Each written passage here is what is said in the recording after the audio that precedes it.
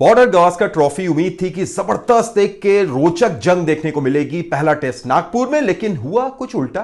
2.5 दिन या थोड़ा उससे ज्यादा बोले, 2.25-3 दिन के अंदर मुकाबला खत्म। ऑस्ट्रेलिया की एक पारी और 132 रन से हार। कैसे हुआ यह सब, इसी पर बात करेंगे। हमारे साथ इस वक्त मौजूद हैं पूर्व भारतीय टेस्ट क्रिकेटर आकाश चोपड़ा। बहुत बहुत स्वागत आकाश आपका। धन्यवाद जी, धन्यवाद। मेहमान नवाजी तो हमारी टीम ने भी की है।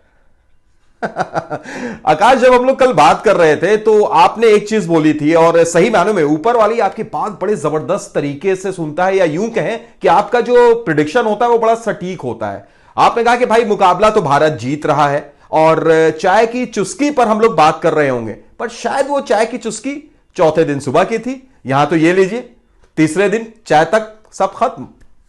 हाँ, वो जल्दबाजी में थे कि चलिए फटाफट से आप काल कहते हैं ना, काल करे सो आज कर, आज करे सो अब। तो उन्होंने कहा अभी कर लेते हैं फटाफट से। तो जो कल सुबह की चाय है, संडे आराम से आप परिवार के साथ गुजारिए, उसका प्रबंध कर दिया है भारतीय टीम ने, और मोर इम्पोर्टेंटली ऑस्ट्रेलियन टीम ने। क्योंकि 91 पर सिमट जाना, ये नहीं सोचा था कि आप था कि हाँ आउट हो जाएंगे। ऐसा लगा था कि शायद इतने रन नहीं बना पाएंगे और हार जाएंगे, पर इतनी बुरी तरह से आउट होंगे और इतनी बुरी तरह से हारेंगे, ये थोड़ा सा अनएक्सपेक्टेड था। पर ठीक है, अच्छा है, भारत तो नहीं कंप्लेन करेगा, हम भी नहीं कर रहे।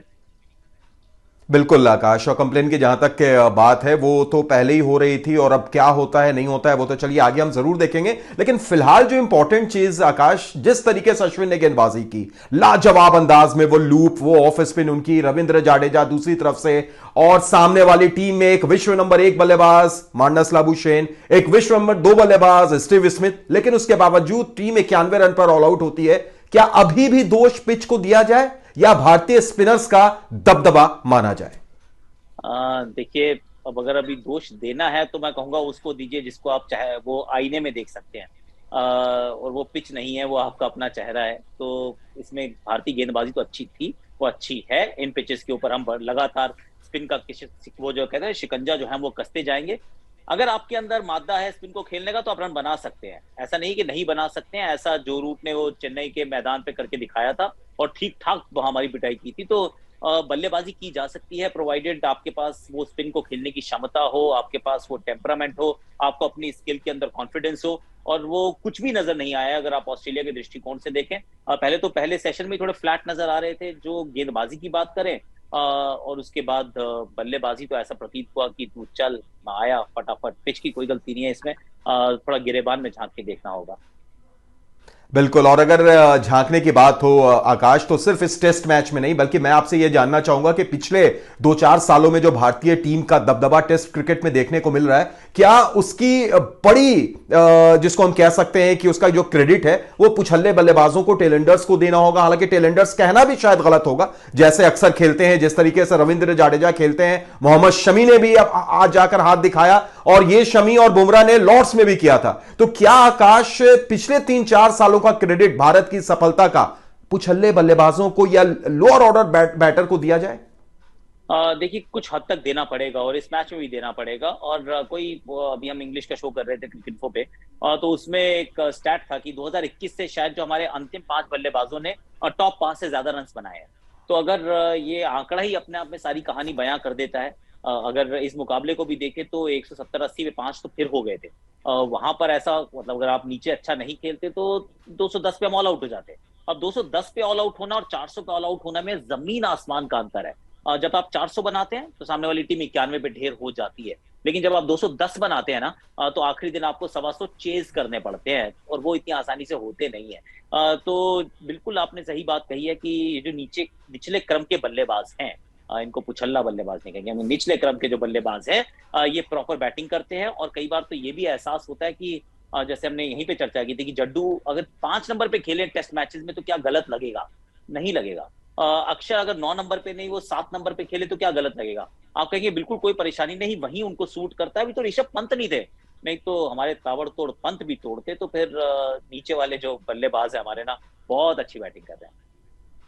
आकाश, अगर इस पूरे टेस्ट मैच को ऑस्ट्रेलिया झांक कर देखेगी या इससे उभरने की कोशिश करेगी तो वो कैसे उभरे? क्योंकि अगर आप देखें 5 विशेषज्ञ गेंदबाजों के साथ वो जाते हैं तो उनकी टेल और भी ज्यादा बढ़ जाएगी। अभी पैट कमिंस के अलावा उनके पास कोई ऐसा बैटर नहीं है जो टिक कर खेल सके और साथ दे सके। तो और ऊपर में अगर वो जाते हैं, अगर ट्रेविस हेड को लाते हैं तो शायद मैट रेनशॉ की जगह वो ला सकते हैं।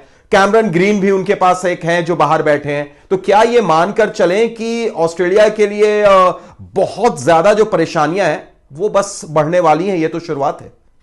देखिए, कंगारुओं की पूंछ तो वैसे भी लंबी होती है, वो मतलब होती है, और यहाँ पर भी हो जाए तो मैं ज्यादा संकोच नहीं करूंगा, क्योंकि इस टेस्ट मैच में जो सबसे बड़ी कमजोरी जो नजर आई वो थी माइंडसेट की। मैच शुरू होने से पहले जब आप सिर्फ 4 गेंदबाजों को खिलाते हैं और आप कहते हैं मुझे ना अंत तक बैटर चाहिए, बैटर बैटर बैटर, इतना ऑब्सेस्ड है आपकी बैटिंग यहाँ कठिन है कि आप सोचते भी नहीं कि 20 विकेट चटकानी है। अगर हाइपोथेटिकली आपके पास एक और स्पिनर अच्छा होता और 170 पे 5 इंडिया होता, वहां पे आपके स्पिनर्स नहीं थकते, वहां पे अगर आप जल्दी 2 विकेट चटका देते तो आप मैच में रहते थे।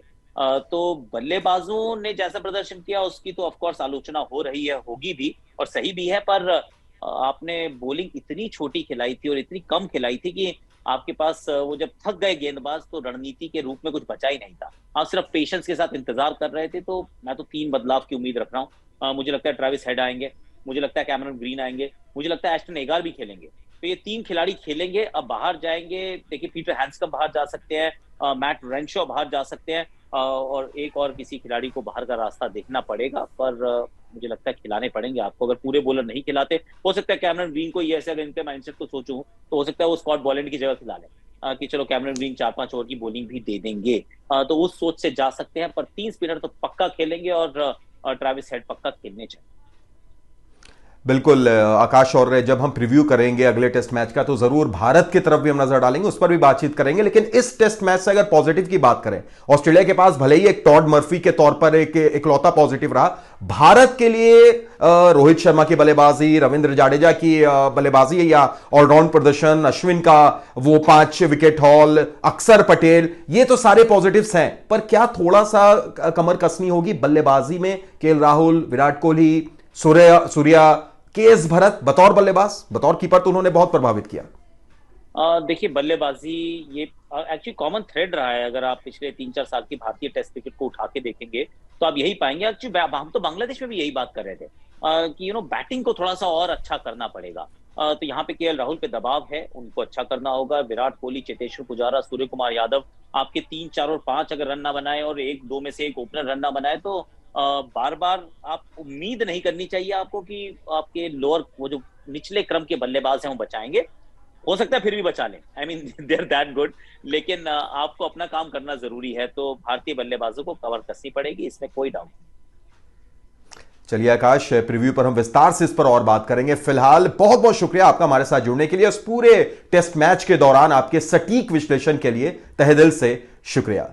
फिर होगी आपसे मुलाकात। आप देख रहे थे ESPN क्रिक इन्फो मैच डे हिंदी।